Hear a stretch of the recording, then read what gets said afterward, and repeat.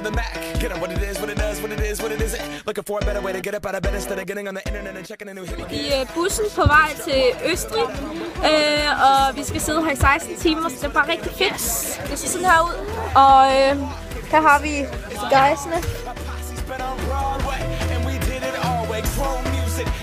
My skin and put my bones into everything I record to it. And yeah, I'm on that stage, going shine on down.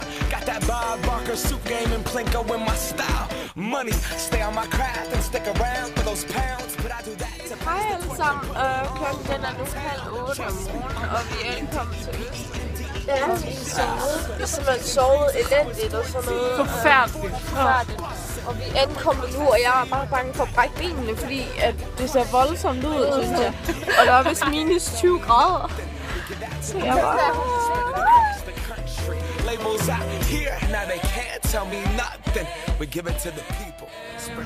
Nu står vi her i den her dejlige flyttede hal, hvor mennesker klæder om, særligt. Ja, og vi er på vej ud til vores første skitur. Det bliver vildt. Jeg glæder mig fucking meget. Og vi har kørt sådan 18 timer for at komme hertil, så... Og jeg har sovet et par timer, så det er ikke så meget, men jeg er topfrisk og klar på det hele.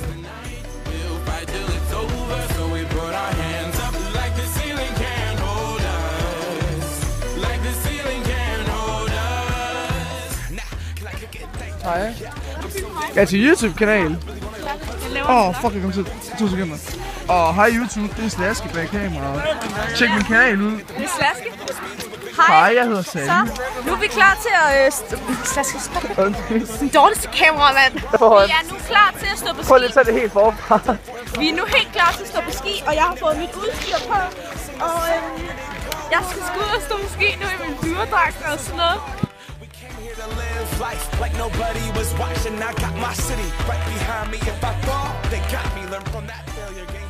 Okay, som det ser ud lige nu, så er vi i gang med den her bakke her. Og Niels han er meget, meget dårlig til det. Jeg tager den her lift her. Så nu. Jeg er ikke nogen taber i forhold til dig, Niels. Wow! Det sker nu, der er mig og Slaske, vi skal prøve nogle ture. Og Slaske han er rykket ned til nybegynderholdet, fordi at han var ikke mere så god. Så ja, vi kører på den der lift der. Ja, Slaske, du skal ikke falde. Ja, Slaske!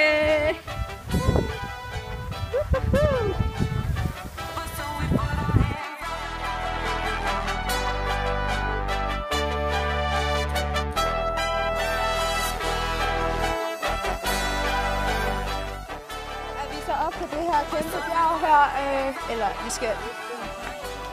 Vi er på en bakke, vi skal køre ned den bakke, den er meget stejl lige nu.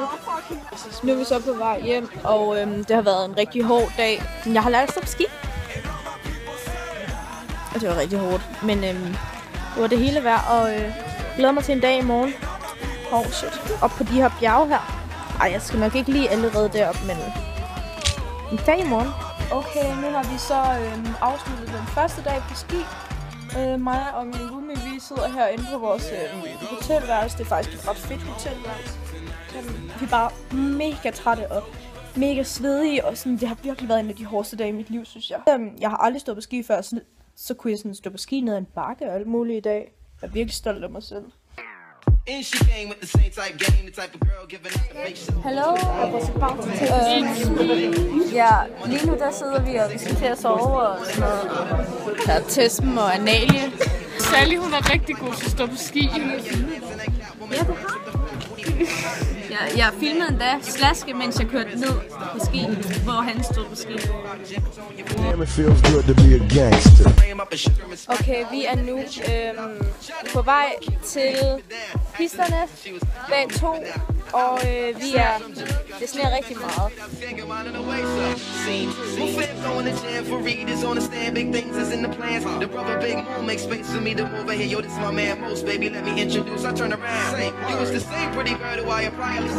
Play me for the herd. Shocked herself, she couldn't get it together. I just played along and pretended I never met her.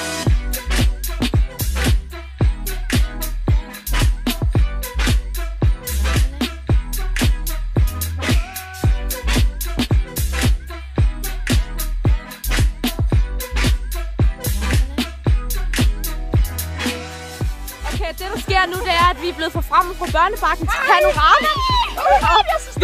Vi kører sådan en pist, og det er fucking, det er mega sindssygt. Og det er bare sådan, man har så meget optog på lige nu.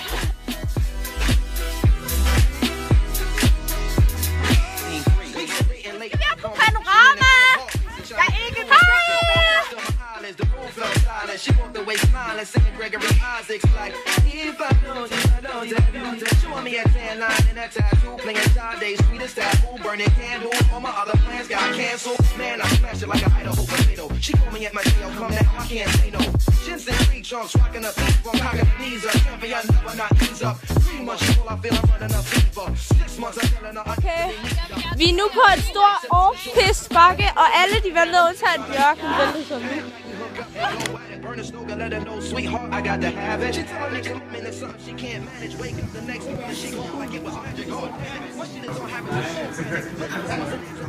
Jeg har til. Hej, så sidder vi her hej, hvor det er foran sådan et skisted. Jeg ved ikke, hvad det hedder. Og vi har lige haft pause, og vi skal tage ud på vores hold igen. Pomfritter! Okay. Jeg skal lige se fucking færdig nu. Så, nu er vi på vej op på Panorama igen, fordi vi er jo nybegynder, og jeg sidder sammen med en er du øvet? Jeg er meget godt øvet. Let øvet. Godt øvet. Godt øvet. Jeg sidder med en godt øvet Magne.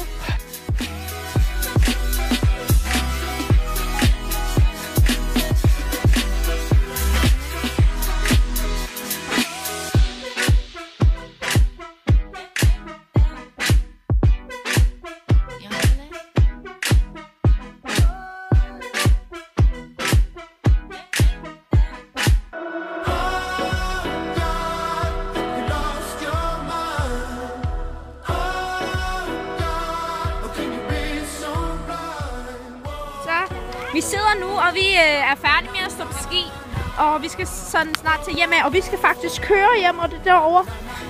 Nu er trunderne samlet igen, og vi er på vej hjem, og vi sidder oppe i sådan en off-pist, og det er sådan lidt off-pist. Vi sidder i en lift.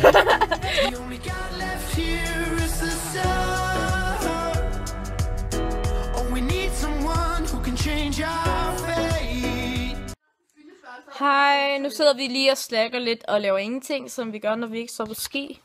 Lad os lige sådan en her. En runde.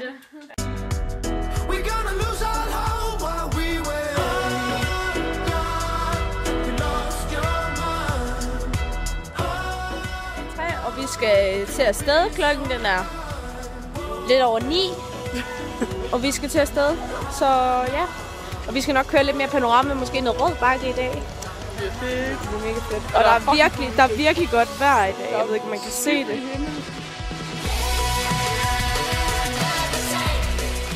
Lige nu? Ja. Hej. Hej. Nu vil jeg gerne fortælle en lille historie om dengang, hvor jeg mistede min første par briller. Ja. Det der sker, det var, at det var en meget hård dag. Første dag.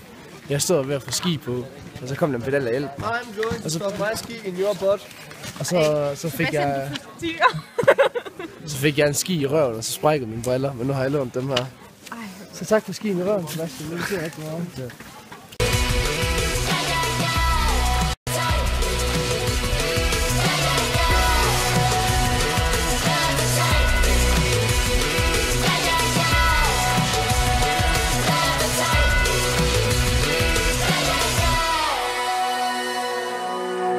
Right now I'm waiting for the day to come when we start to feel it's wrong.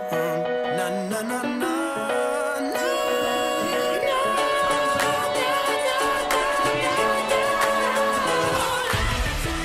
Pause, og vi skal ind og have pomfritter igen. Og jeg har stået på rød bakke. I starten der var jeg fucking bange, fordi det gik virkelig stærkt. Men det gik meget bedre sådan efterhånden. Så jeg er bare fucking glad, og nu skal vi op og køre Panorama her lige om lidt, men først skal vi lige have vores fritter. Det er rigtig pinligt, fordi jeg har fået et rigtig stort crush på min skilærer. Han hedder Thomas. Han er rigtig cute. Så i dag så jeg Trine Dams skilærer. Han hedder også Thomas. Han gjorde noget cute, og nu har jeg et kæmpe crush på begge Thomas'er. Jeg ved bare ikke, hvad skal, altså struggle of Silicos life.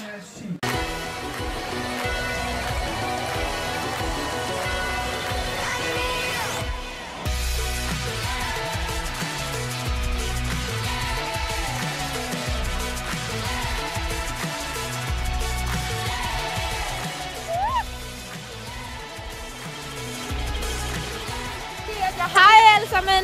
Nu er vi på vej hjem, og vi sidder her med vores inspektør. Hans forstander. Jenner, vil du sige noget til YouTube? Jeg vil bare lige sige, at...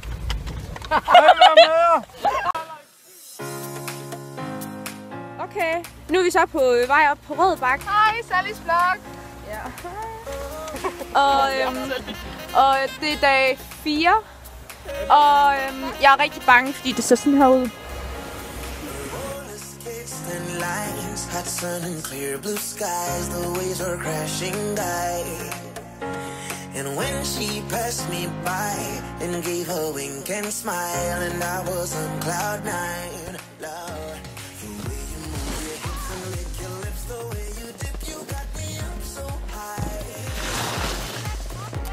And girl, you got that body with the curls, body, I just wanna try.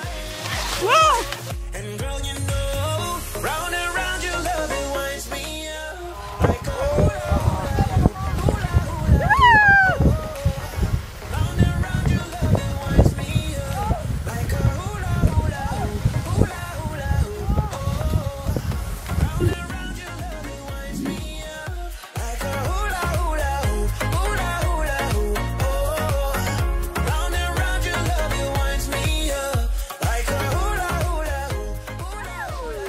Jeg står her i mit skidskluns, og vi er på børnebakken lige nu. Jeg synes faktisk, at jeg har lært helt vildt meget på sådan 4 dage, ikke? Fordi jeg kunne ikke stå på ski før. Lige nu der er snowboarderne i gang med at lære noget. Men jeg kører bare på ski ved siden af, fordi jeg er sådan lidt dårlig. Så vi er nu på vej hjem. Ej, hvad så med sig? Jeg filmer dig lige nu. Yay!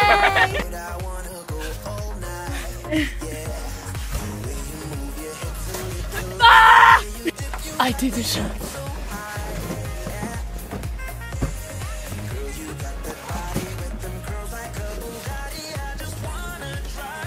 Et hug, så kommer jeg. Runder på tur.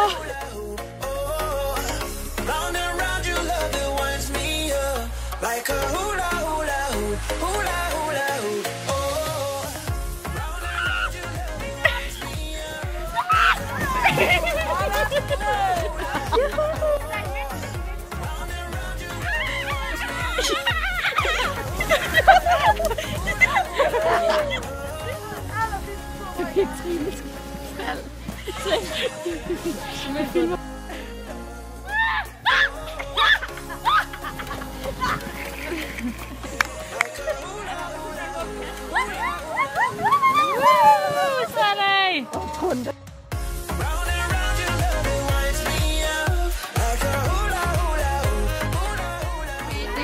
sidste aften, og vi sidder i sådan en café, og vi skal snart ind og spise, og jeg glæder mig mega meget til at komme hjem og sådan noget. Går du godt fik sådan noget?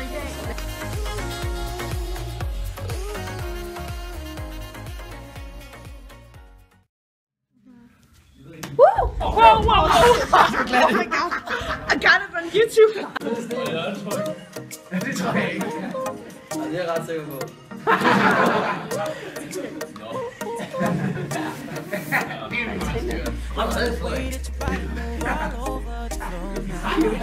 Er det Frederik Nygaard?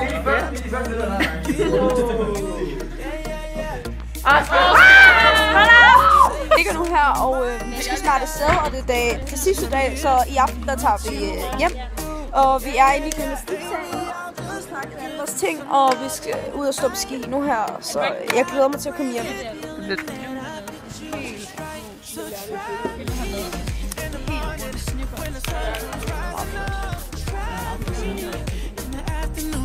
you just can't get enough. Try me in the evening, satisfaction guaranteed.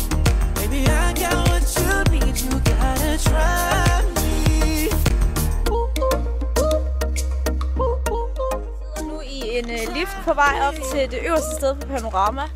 Ja, vi skal hjem i dag, og jeg glæder mig fucking meget, fordi jeg synes, det er mega hårdt. Det har været en mega fed tur. Jeg har lært at stå på ski og sådan noget. Jeg har stået på ski i sådan 5 dage nu, og jeg er sådan OK til at stå på ski nu. Ja, vi tjekkede ud fra hotellet i morges.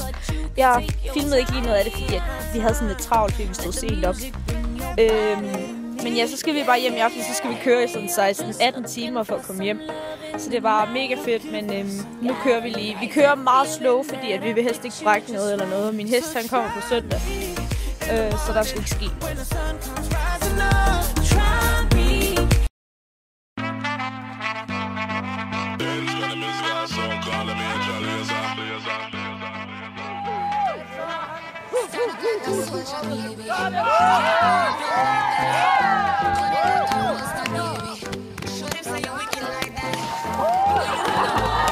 Ja, det går mega godt. De kører sindssygt godt. Og det freeride, det betyder, at de kører off-piste. Mega cool.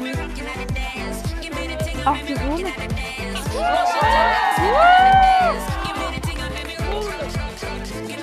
Han er vild med ham.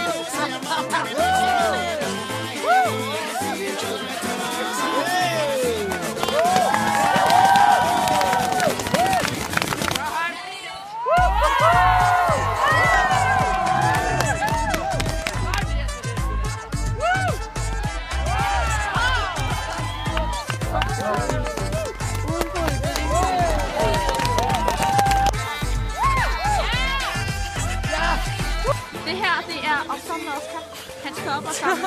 Hold op, så vi sætter det igen.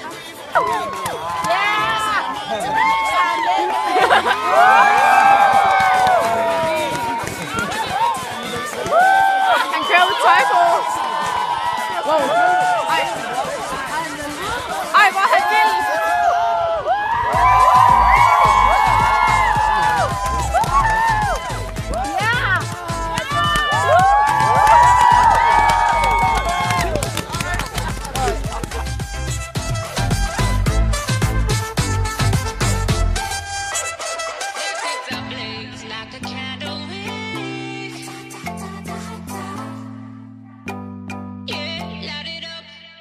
Vi så i liften på vej op til Panorama igen, og vi skal spise bagefter. Men det er mega hyggeligt, og Trine Dam, hun er en pissegod lærer, fordi hun er mega dygtig, og hun lærte mig at sille og dreje ordentligt. Yeah. Så nu føler vi faktisk, at vi er ret gode. Woo! Juhu! Ja, nej, jeg fik ikke af den billede. Det er sådan noget. Og Silla! Just take it chill. Ej, jeg lader lige være med det. Vi sidder nu og venter på pomfritter, og vi har købt varm kakao og slik. Og vi skal have nogle pomfritter. Det er mega lækkert. Jeg har sådan lært at køre mega hurtigt nu, og sådan dreje ordentligt og sådan noget, takket være Trine Dam. Hende der. Men jeg er i hvert fald mega træt, og vi har afleveret vores ski nu, og så skal vi snart hjem.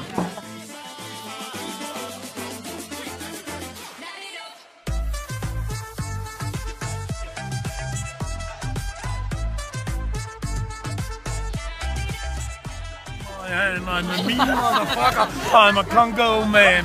What did I see up in the tree? I saw a goddamn nigger try to face on me. I said, Puchi-ha, Puchi-ha.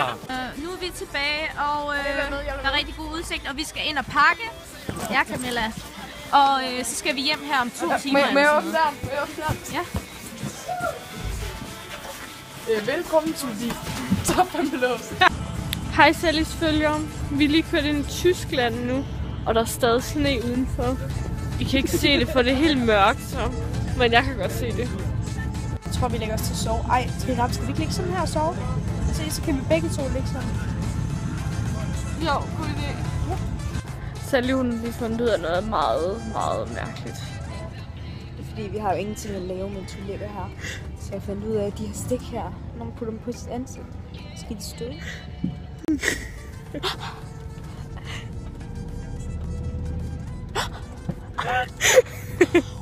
Ej, lige pludselig meget sådan der.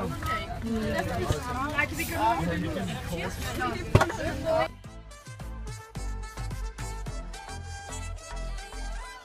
Så vi er endelig ankommet til Vimse, og jeg sidder inde på mit værelse sammen med Trine Dam, og det har været en mega fed tur. Så jeg vil egentlig bare afslutte den. Tak fordi I så med. Hej! Jeg håber folk tror, at vi mobber selv, og de så begynder at hate på hende. De siger, jeg har så ondt i nakken, det var da helt før. Er det chokolade, Anna?